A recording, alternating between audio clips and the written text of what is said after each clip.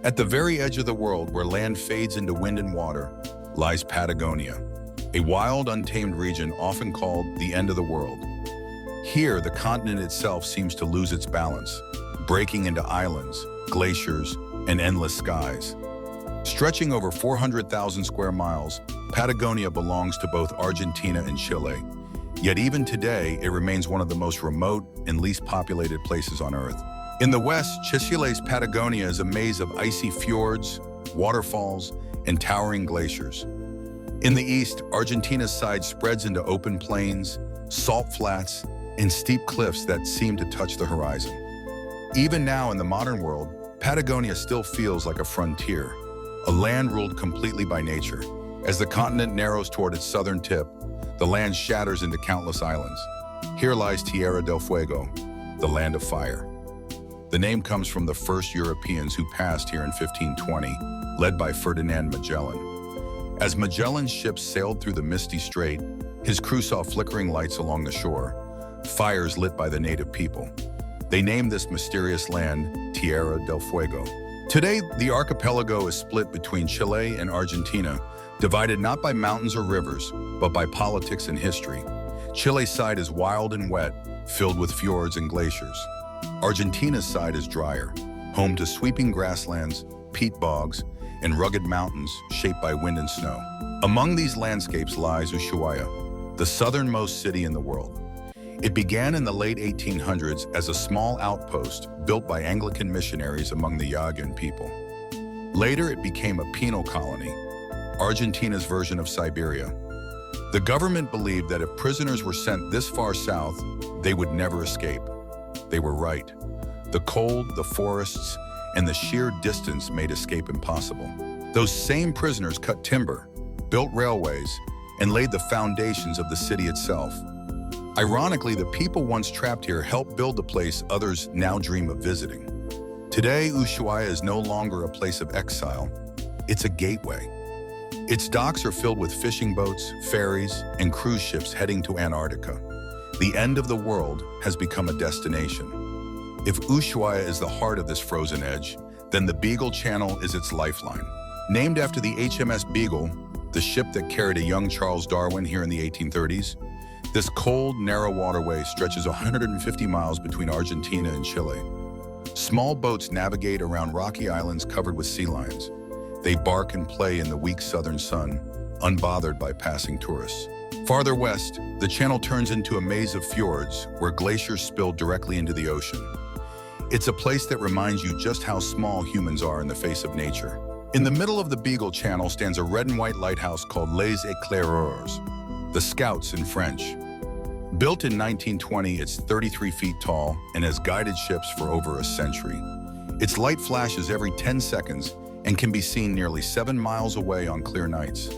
Many mistake it for the lighthouse at the end of the world from Jules Verne's novel, but that one stands farther east on another lonely island. A bit farther along lies Martillo Island, home to one of the southernmost penguin colonies on Earth. Every October, as spring returns to the southern hemisphere, thousands of Magellanic penguins waddle ashore to nest. Around 3,000 pairs breed here, and though most migrate north in March, a few stay all year. Over time, Gentoo penguins join them, easy to spot with their orange beaks and white headbands. And lately, even king penguins have started appearing, a sign of how the climate and ocean currents are changing. As the Beagle Channel opens to the sea, calm waters give way to the fierce Drake Passage, one of the roughest oceans on the planet. Here rises the dark, rocky shape of Cape Horn, a sailor's graveyard. For centuries, this was the only route between the Atlantic and the Pacific, long before the Panama Canal existed. Winds are strong, waves enormous, and the weather can shift in moments. Even today, ships approach Cape Horn with caution, knowing its reputation well-earned. Back on land, north of Ushuaia, a narrow trail leads to a hidden turquoise lake, Laguna Esmeralda. Its color seems unreal, a bright electric greenish blue created by fine glacial sediment floating in the water. When the sun shines, it glows like glass. When clouds roll in, it darkens as if hiding ancient secrets beneath. At its far end, the Ojo del Albino Glacier feeds the lake with ice-cold meltwater year-round. Beyond Tierra del Fuego lies the Strait of Magellan, a twisting channel connecting the Atlantic and Pacific Oceans. Before modern canals, this was the only way through. Dangerous, unpredictable, and shrouded in fog. Magellan himself spent 38 days navigating its curves in 1520. Even now, crossing it feels like an adventure through time. In the middle of the strait, Isla Magdalena bursts with life, a vast penguin colony home to over 60,000 breeding pairs. There are no fences here, just a narrow path where humans are visitors in a land ruled by birds. Farther north, along Chile's fjords, sits Puerto Natales, a small port on the Ultima Esperanza Sound, Last Hope. The name came from a Spanish explorer who nearly ran out of both supplies and luck while searching for a northern passage. Puerto Natales became a sheep ranching town in the early 1900s, part of Patagonia's booming wool industry. Today, it serves as the main gateway to Torres del Paine National Park, one of the world's most breathtaking wilderness areas. Here, granite towers rise from blue lakes and massive glaciers spill from the southern Patagonian ice field, the third largest on Earth. The weather is unpredictable. Rain, wind, sun, and snow can all happen within an hour. But that's the magic of Torres del Paine. It doesn't promise comfort, it promises awe.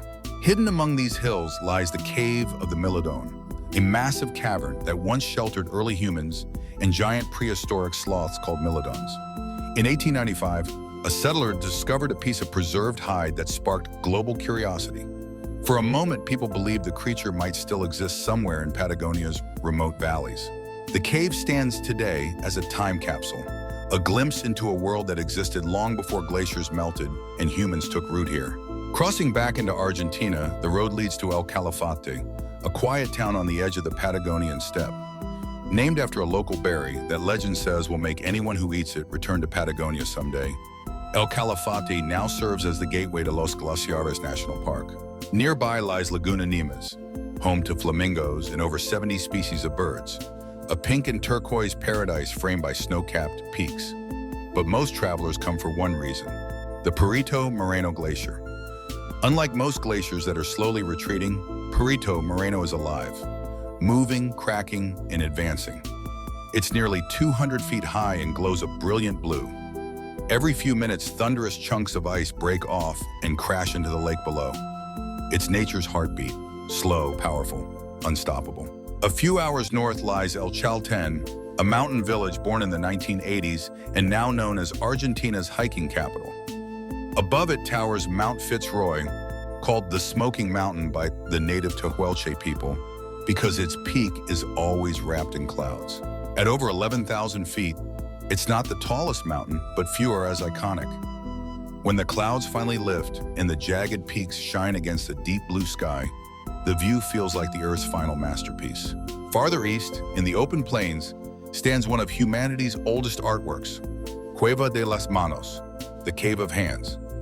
Thousands of red, white, and black handprints, made by blowing pigment through hollow bones, cover the stone walls. Most are small, made by young people or women, and they've lasted more than 9,000 years. Each hand says the same thing: we were here. North again, near Chile's General Carrera Lake, lies one of Patagonia's most surreal wonders, the Marble Caves. Over thousands of years, waves carved these swirling blue and white formations into the rock. When sunlight hits the turquoise water, the caves glow as if painted from within. It's hard to believe they're natural. They look like art. Further north along Chile's Carretera Austral, deep in Culat National Park, hangs a glacier that seems to float in midair. The Hanging Glacier? It once reached the valley floor, but as it retreated, it left a massive drop where a roaring waterfall now crashes into the forest below. Finally, on Argentina's Atlantic coast, lies Puerto Madryn, founded by Welsh settlers in 1865. Today, it's known for the giants that visit its bay every year. From June to December, southern right whales migrate thousands of miles to mate and give birth in the calm waters of the Golfo Nuevo. Here, life begins again at the end of the world. Sometimes, if you're lucky, you can spot them just a few meters from the pier, mothers and their calves moving slowly through the turquoise water. Boat tours around the Valdez Peninsula bring you close enough to hear their breathing, a deep, thunder-like exhale that rolls across the still sea. The southern right whale was once nearly wiped out by hunting. They were slow, full of oil, and floated when killed. making them an easy target. By the early 1900s, they had almost disappeared. But here, in the calm, protected bays of Valdez, they made a comeback. In '99, UNESCO declared the peninsula a World Heritage Site, one of the most important whale breeding grounds on Earth. Not far from here lies Trevelyan, a town founded by Welsh settlers who crossed the Atlantic in the 1800s. Its name comes from the grain mill that became the heart of their new home. While Puerto Madryn marked their first landing, it was here that many Welsh immigrants found a landscape that reminded them of the homeland they left behind. Trevelyan is peaceful, its streets lined with neat houses, blooming gardens, and cozy tea rooms that serve scones and homemade jam. At the local school, children still learn bits of Welsh history, and family names like Jones, Hughes, and Roberts are still common. Beyond the town, the road winds into the mountains, into one of Argentina's most stunning protected areas, Los Alerces National Park. It was created to protect the alerce, or Patagonian cypress, one of the oldest tree species on the planet. Some of these giants are over 3,000 years old, their trunks thick and bark rough like armor. Nearby, another small town began as a trading post for ranchers, but its destiny changed with the sound of a whistle. Esquel grew around one of Patagonia's boldest dreams, the old Patagonian Express. The railway was meant to connect Argentina's distant southern regions, but construction stopped early, and Esquel became the final stop on the line. Even so, the train survived, one of the few narrow-gauge steam railways still running in the world. Locals call it La Trochita, named for its narrow 30-inch track. Its tiny steam engines, brought from the US and Germany, still burn wood and diesel. The short 11-mile route from Esquel to Nehuelpan feels like a journey through time. Across the border in southern Chile, Chiloé Island feels like a world of its own, as if the sea has preserved not only its landscape, but its traditions. Long before the Spanish arrived, the Chono people lived here in harmony with the ocean. Later came the Spanish and Jesuit missionaries, who built more than 60 wooden churches across the island, blending European style with local craftsmanship. But Chiloé's most famous site is its palafitos, colorful wooden houses built on stilts above the tide. At high tide, they seem to float. When the water recedes, their stilts stand tall in the mud. Once simple fishermen's homes, some have turned into guest houses or art studios. Their bright facades, faded softly by rain, reflect the island's quiet beauty and resilience. Further north lies Puerto Varas, one of Patagonia's prettiest towns, resting on the shore of Lake Yanquihue. Founded by German settlers in the 1800s, the town still carries their influence. Steep-roofed houses, tidy gardens, and cozy cafes filled with pastries. Across the lake stands a Sorno volcano, a perfect white cone of snow and lava. At 8,700 feet, it dominates the landscape, its smooth slopes hiding a violent past. Over the last 200,000 years, Osorno has erupted many times, shaping the valleys and changing the color of the earth. At its base, the Petrohue River flows with turquoise glacial water, carving ancient lava into smooth rock formations known as the Petrohue Waterfalls. Crossing the Andes into Argentina, we reach San Carlos de Bariloche, where wilderness meets civilization. Surrounded by peaks that rise straight from the water, Bariloche blends alpine charm with Patagonian grandeur. Founded in the early 1900s, it soon became known as the Argentine Switzerland. Wooden chalets, chocolate shops, and mountain lodges fill its streets. The creation of Nahuel Huapi National Park in 1934 transformed it into a hub for travelers and nature lovers. A scenic loop called Circuito Chico winds through forests along hidden bays and chapels, offering breathtaking views of blue lakes and snowy peaks that stretch toward Chile. Halfway along the route stands the famous Hotel Yao Yao. Built in the 1940s, its wooden and stone design became a model for mountain architecture across the Andes. Below, Lake Nahuel Huapi glimmers like a giant blue mirror. Formed by ancient glaciers, it stretches for more than 60 miles, its deep fjord-like arms cutting through the mountains. Depending on the light, its waters shift from turquoise to navy. On calm hisses, the surface turns to glass, perfectly reflecting the sky and peaks above. Its name from the Mapuche language means Island of the Jaguar, a fitting touch of mystery. Beneath its surface lies not only great depth, nearly 1,500 feet, but also ancient legends, including the tale of Nahuelito, Patagonia's own version of the Loch Ness Monster. Further north, hidden among the trees, lies Villa La Angostura, a small town where people still leave their doors unlocked. Its name comes from La Angostura, the narrow strip of land separating two arms of the lake. Here, nature feels untouched, a mix of wild forest and postcard-perfect calm. The highlight is the Arianes Forest, a magical grove of cinnamon-colored trees with twisting trunks that glow orange under sunlight. It's the only pure forest of its kind in the world, and some trees are said to be over 300 years old. Near town, the tiny Correntoso River connects Lake Correntoso to Lake Nahuel Huapi. Just a few dozen feet long, it's one of the shortest rivers in the world. From here begins one of South America's most scenic drives, the Road of the Seven Lakes. Though in truth, there are more than seven hiding behind the hills and forests. This road winds through valleys, turquoise rivers, and shadowed forests, with each turn revealing new lakes under the Patagonian sun. It's a route meant to be savored, where every bend invites a pause. The road follows old trails once used by the Mapuche people. Today, it's a journey for travelers and dreamers, people seeking a place where the world still feels whole. The route ends, or perhaps begins, at San Martín de los Andes, a charming town on Lake Lacar. Founded in 1898 as a military post, it slowly became a peaceful mountain retreat. The wooden houses and steep roofs are built for snow, and the lake's waters are so clear you can see the trees lying on the bottom. From Lake Lacar, the Huahum River flows west into Chile, one of the few Argentine lakes that naturally drain into the Pacific. Long before modern roads, this was a vital trade route through the Andes. Not far from San Martín rises Lanín volcano, a perfect snow-capped cone standing over 12,000 feet tall, the sacred mountain of northern Patagonia. To the local Mapuche, Lanín is alive, home to the spirit Pilán, the guardian of nature.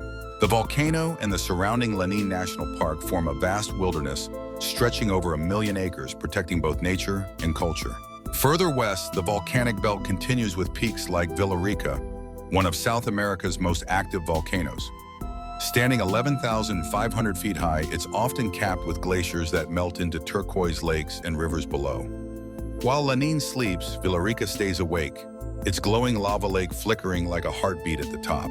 In Argentina's Neuquén province, forests fade into volcanic plateaus, and rivers cut through red and yellow cliffs. Here lies one of Patagonia's hidden wonders, the Cascada del Rio Agrio, or Sour River Falls. The river gets its name from its acidity, caused by minerals flowing down from Copahu volcano. Iron, copper, and sulfur paint the rocks in fiery shades of orange and red. Despite the harsh conditions, life thrives. Tiny microbes feed on the minerals, offering scientists clues to how life could survive on other planets. Nearby Lake Cavieju sits surrounded by black volcanic slopes and ancient forests of araucaria trees, known as monkey puzzle trees, living fossils from the age of dinosaurs. These strange evergreens can reach 150 feet and live for more than 1,000 years. 30 miles southeast of Santiago, Chile, the Maipo River carves deep into the Andes. This is Cajón del Maipo, a canyon of raw beauty and power. Its turquoise reservoir, the Embalse El Yeso, sits high at 8,200 feet, holding the water that sustains the capital during dry months. Here, magma rises through the crust, shaping volcanoes and heating underground water that surfaces as hot springs. At Termas de Colina, steaming terraces cascade down the cliffs, their milky blue pools ranging from warm to almost boiling. Further north, the Andes continue, a chain of peaks and valleys that stretches thousands of miles. From icy fjords to dry deserts, from cold winds to tropical forests, this is the spine of South America. The ice turns to sand, the sand to green, but those are stories for another journey. For now, our road ends at the edge of the world. Thanks for watching. See you in our next